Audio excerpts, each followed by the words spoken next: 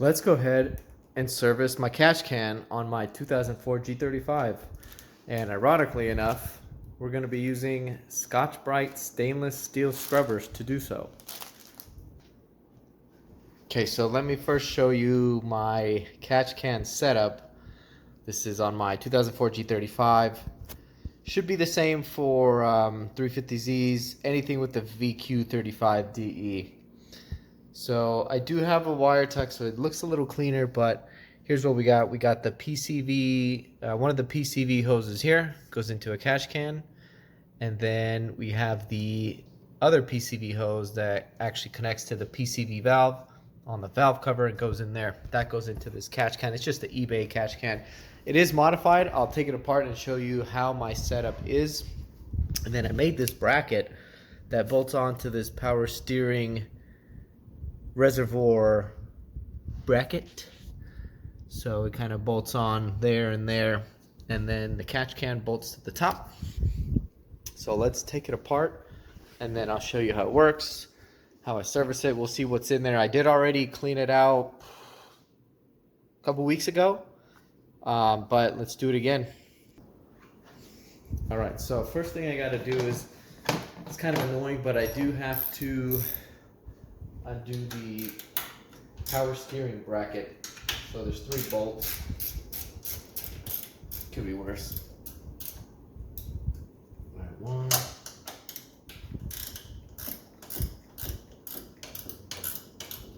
2,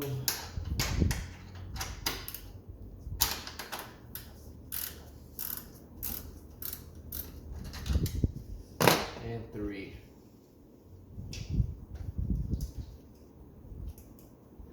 And the reason why on this setup why I got to do that is because to actually get the catch can out and maneuverable, I have to move it out this way. So you'll see. All right, so there's three bolts. I got 1. Here comes number 2. And here's number 3.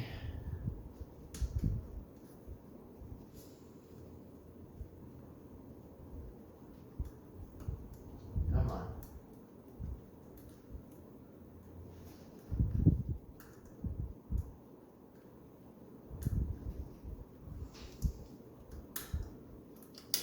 All right, there's number 3. So then let me just take off these 2 bolts here that actually hold the catch can to the bracket. Wow, really? Let me see if I can find that. I see it.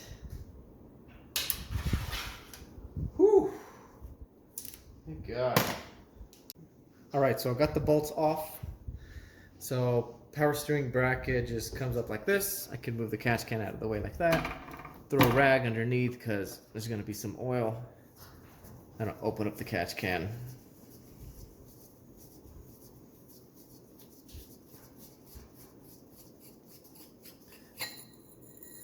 All right, there's that steel scrub daddy. So there's some oil in there. I mean, I did replace this and dump it out a couple weeks ago, and I drive a couple 100 miles a week, I guess. So it's doing this job. Let me dump it out. Okay. All right, so let's take a look at the design of this catch can. So I did modify it a little bit. It was one of those eBay or Amazon special catch cans. Take that out. I'm done with this one. I have a new one, so I'm gonna toss that. So the way mine is set up, so it comes it comes out of the PCV valve here, and then it goes in here, and then that comes through this copper pipe. And what I ended up doing is I drilled a bunch of holes in here, so that way it's kind of like baffling. So when the actual oil comes in here and gets hit, it kind of has some baffling to stick on, to stick somewhere, right? And then it goes through the little baffles that I drilled, and eventually goes through the baffles, and then it goes through that wire mesh thing, and then it finds its way inside the catch can. So I've had this setup for, I mean, almost 50,000 miles. No issues. It's been great. I don't know. So this was just my idea because these were set up differently. Usually I think the catch cans just have, oh, and then the air actually goes in through this hole and then back into the intake. So typically the ways these are set up is they just have a hole here, and then there's like some kind of screen or something, and then I guess the oil's supposed to hit the screen and drip down. And I figured this way the oil has more area to like get caught on something and not get sucked up. So that's that. So let me hit this with some brake cleaner, and then I'm gonna put some new tape around the threads here, and we should be good to go. Okay, so that's the catch can setup. Now you're probably wondering, where does this come into play? So I'm gonna take these, and that you can get this at, I got this at Walmart for a couple bucks. How the hell you open this? But basically what these do, oh my god, here we go. Basically what these do is they're going to add further filtering to the oil that's collected, and they're going to act as a further baffle to catch the oil and further prevent it from getting sucked back up into the intake. Holy crap, it's windy. So the thing about this is this will go just right through over that copper tube. I just kind of have to stretch it out a little bit. So that's going to go like that. And then I'll just smush it on there, kind of crimp it down, and then put the can back on.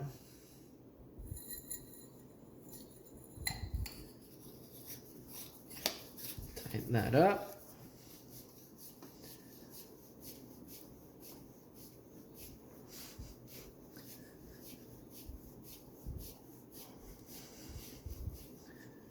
All right, there you go. So now we're all set. So that's going to give you the most oil capturing, filtration, whatever you want to call it, to prevent it from getting sucked back into your intake. So the downside of that is it's kind of a lot of work to empty your catch can, right? And you got to buy those pads. I mean, you technically can reuse it. I've had the same one in there for a while, so it's not that bad. But just another thing to have to replace. And the other downside, well, I guess the downside of where I have this catch can is I really have to use this short one because there's not too much room here. It's not that deep. So you got to change it more often to prevent it from getting too full. So I know most regular people that just use their cars and appliance, they're never going to check for that. But you know, us car people, that's something we check for. So that's not a problem for me. Regular maintenance plus with the VQs, they burn oil, right? So it's just kind of second nature. Check the oil. Might as well glance real quick at the catch can, make sure it's not full. Although it would be kind of nice to get one of the ones that have the little, some of them have a dipstick. I've seen that. That's pretty cool. So maybe one day, if I ever change anything up in this bay, I'll consider that. Final touches. Last bolt is on.